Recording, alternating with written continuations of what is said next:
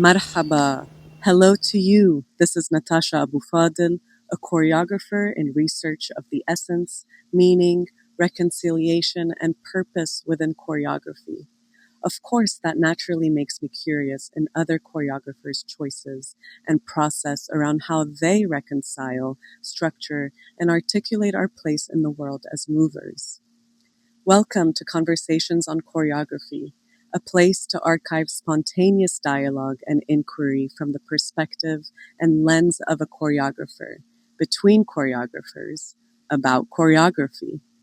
I curiously wonder about the choices, purposes, and meaning behind what's been composed and articulated.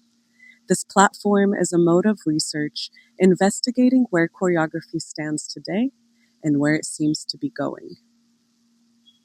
I aim to challenge and plant the seed for choreographers to depart from the bounded and limited realm of understanding stage dance and to participate and engage with it and through it with less of a grip and more with wonderment in the possibilities meant to emerge.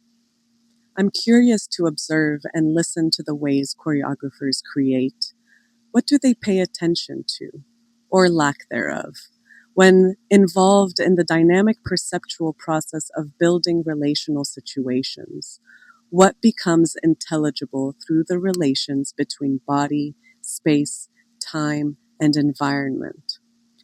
So the base question here is, what does it mean to explore the composition and articulation of choreography as being in the world through movement, as something more foundational than just the arrangement of mere steps for the sake of decorative aesthetics and presentational technical skills, but rather as a way of being through which we come to know the world, relate to others, and understand ourselves? How can creating on the basis of this question transform the ways choreographers and dancers engage and enact through the art of dance? Thank you, shukran, and enjoy Conversations on Choreography. For the first group of choreographers that I was interested in having these spontaneous conversations with, these were participants of the Cure 8 program in Oklahoma City. Cure 8 is an 8-week creative experience that pairs local dance makers with leading industry experts to produce new original works that premiere at Oklahoma Contemporary Arts Center. Through these mentorships, artists weave community engagement and advocacy for pressing social issues into their creative process. Choreographers collaborate with local social service organizations, crafting works informed by topics paramount to the community. By presenting works that call attention to specific social issues, the audience's experience is more than passive observation. It catalyzes active engagement and dialogue for social change. Curate's vision aims to increase networking opportunities, enhance artistic development and community engagement, and drive social impact, ultimately leading to growth in the local dance ecosystem. Curate is such a wonderful program, locally created for Oklahoma artists to be provided with a platform to create what's heavy on their heart and what's important to their walks of life. And as a choreographer of the first run of this program, I can say that it was a turning point in my career. It provided me with the opportunity to get to work with local dance artists and to finally have the resources and the opportunity to create what was heavy on my heart at the time. And it gave me so much courage and confidence to continue to want to share my voice. And it's been really wonderful and beautiful to see this lineage continue and to see these opportunities be provided for more local dance artists to get to watch watch it continue to evolve and continue to press on really important social issues. So enjoy these mini episodes of my conversations with the Curate choreographers of 2025. Hi, Z. I wish we were having this conversation in real time. I want to first thank you for having the courage to apply to Curate and move forward with the process. And congratulations to you and your achievement in getting through the 8 weeks and setting a piece and bringing it to life at the Oklahoma Contemporary. As a past choreographer of this program, I have so many questions to ask you about this year, and feel free to answer these in whatever way you'd like. Feel free to elaborate as much as you'd like, or you can answer it in a quick, direct manner. So for my questions, the first one I'd like to ask you is, if you had another week or two in the creative process, what would you have shifted, changed, taken away, or added? Or are you happy with your piece the way that it has been presented this past weekend? Hi, Natasha. There isn't much that I feel like I needed to be different with this rendition of the piece. If there was not a 12-minute time limit, I would have added on to the end. The goal for the last section was like strategic anarchy and how protest and ritual are similar or different. For the end, there was a recent ACT UP protest where protesters stacked furniture in a busy New York City intersection, and then they had a protest. And I really wanted to add that by stacking all of my props up. If I was crazy and like filmed it, I would have like lit it on fire, but that's not what they did. But I felt like that was right. Yeah, the piece in general felt unfinished to me, but I did everything I could within the time limit. But I'm perfectly happy with it. Second question. Did you discover something new about your creative process?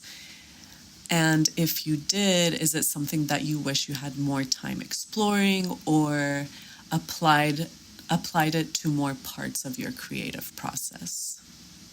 Yeah, I discovered interesting things about cueing and timing because it was not choreographed to sound.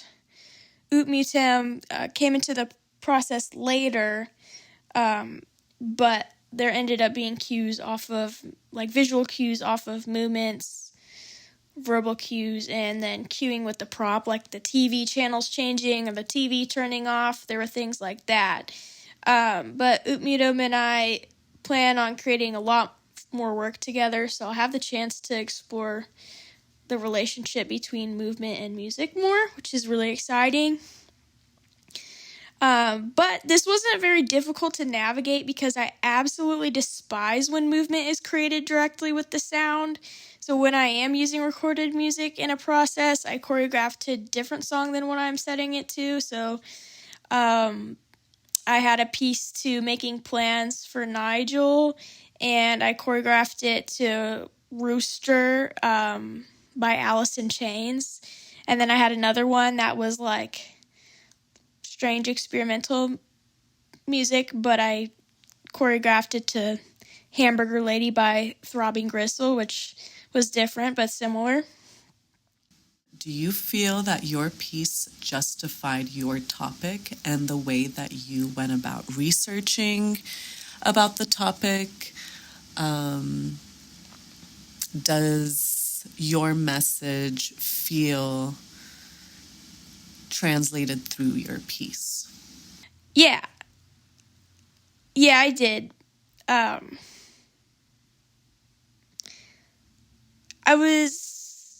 made sure it was open-ended and abstract enough to start a conversation. Since the research was about a specific time period and issue, it needed to relate to what is happening today.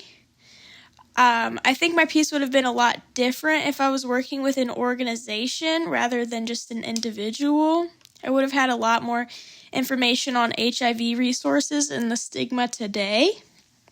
But I had a lot of historical research, but I didn't want to regurgitate a historical narrative. So that's kind of why I ended up so abstract. This is going to be more in depth for your piece. And at the same time, they're kind of just notes on my perspective of your piece, if you don't mind me sharing. And remember, this is all just for research and things that I'm curious about. So, first of all, I just want to say that I really enjoyed the way that you had a rhythm with the movement, with the sound and the noise that you added with the different props, with the spoken word that you had. There was a specific rhythm and musicality in that alone. So, like, if there was no music involved, I think that in itself carried the piece and added this rhythmic aspect to it. So I'm curious if you created the rhythm of the cues before the music showed up, or if the music really helped you make these cues more concrete. Did I create the rhythm of cues before the music? Yes. Ut Mutum was being cued by the dancers, so it was opposite of what usually happens in dance. Usually dancers respond to what the music is telling them. He used the same cassette tape loops for every show, but Sunday he played around with a lot, but I think we settled on, I could be completely wrong. So Andrew, if you're hearing this, I'm sorry, but I don't know, maybe 7. He works with cassette tapes that he tapes them and then creates a loop. And sometimes he works with vinyls where if you stick a piece of tape to it, it skips and creates a loop. But they all go into a mixer where he adjusts the volume and can add effects or reverb onto them, which is super, super cool. But he used different loops on Sunday. I'm not sure how many, but I think it was because one of them was making a squealing noise on Saturday that we didn't want. So doing that solidified the idea that the piece and its cueing had its own rhythm without the sound that he was making.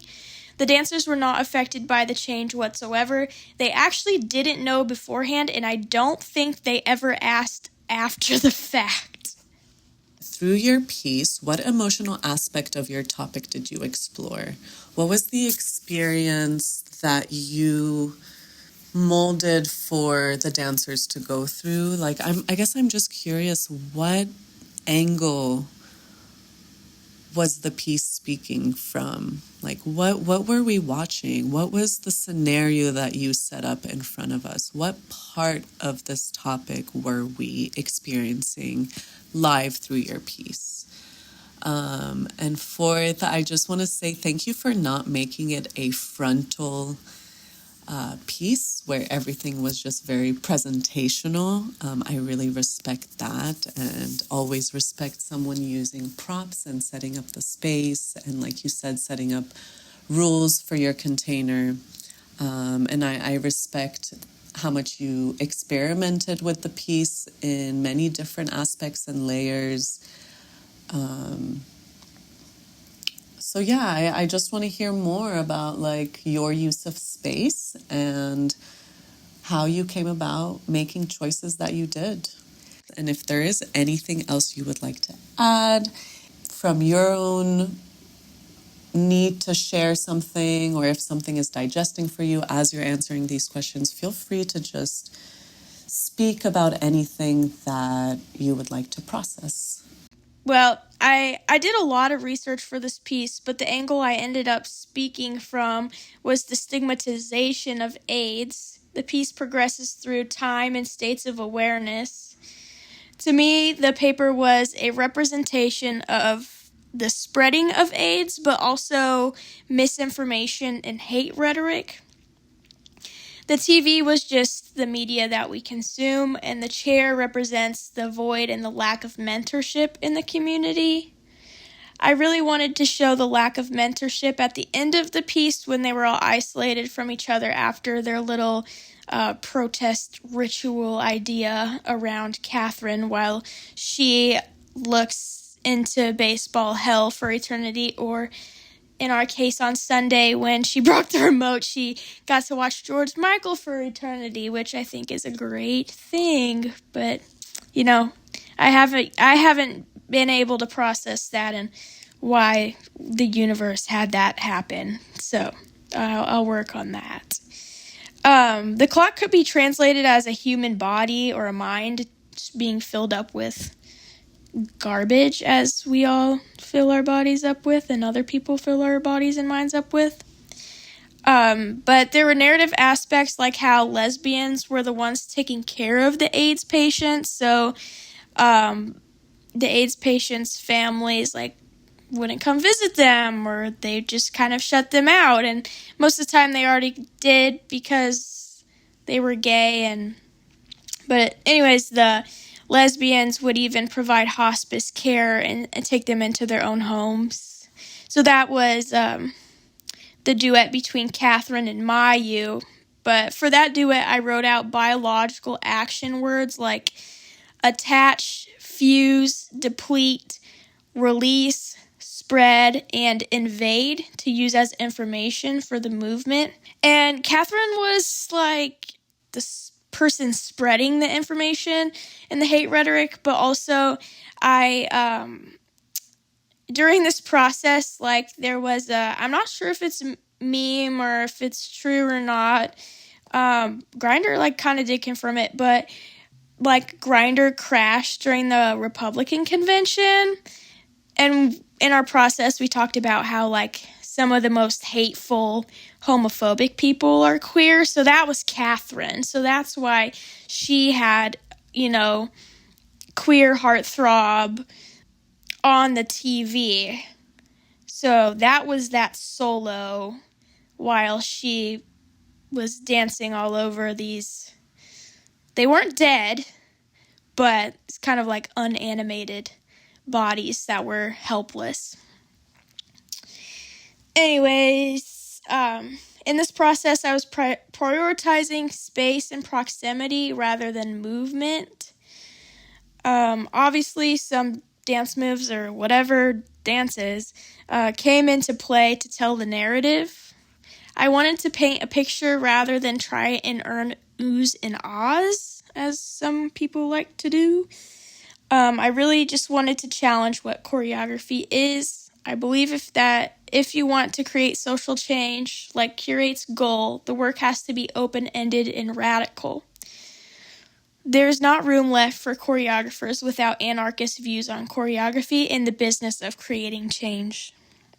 Again, congratulations. I'm very proud of you. So thank you so much, Natasha. You've been so supportive throughout this process, and I appreciate these questions. Feel free to reach out if you have more questions. I'm super willing to talk about it. It's still alive in my heart and fresh, and hopefully I can take it even further someday.